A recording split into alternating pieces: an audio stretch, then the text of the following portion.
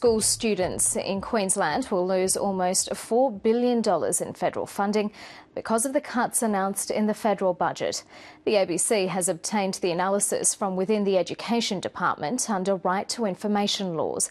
It reveals private schools will take the biggest hit over the next decade, as state political correspondent Matt Wordsworth reports. I move that the bill for the budget be now read a second time. On budget night, Treasurer Joe Hockey stunned the states with a massive cut to health and education spending over the next decade. $80 billion across the states and territories for the forwards just disappears. Now, that's just not on. Education Queensland has analysed those cuts and in a briefing to Minister John Paul Langbroek calculated a multi-billion-dollar blow.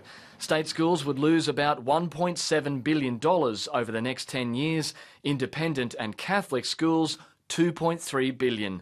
That works out to more than $4,000 per student. But the cuts won't start biting until after the current 4-year funding agreement ends.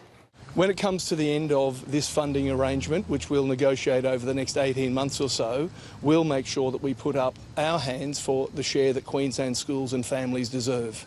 State bureaucrats also despaired at the federal government axing 10 Indigenous child and family centres, saving $10 million a year. They warned the minister that the Indigenous community would see it as another example of funding removed from a successful program at a critical stage. The opposition has gone into the Queensland Parliament calling on the Premier and his government to stand up to Tony Abbott and his cuts, and we have seen nothing but essentially an LNP protection racket. Premier Newman railed against the cuts in May, pushing for a special COAG meeting and calling for reform of federal-state relations. We have to deal with these issues not in 2 years' time. We have to deal with them over the next probably 3 to 6 months. 5 months on, and Campbell Newman says he's still working on it. Sadly, the Prime Minister has not come to the party. He says the health cuts will begin to take effect in 3 years. Matt Wordsworth, ABC News.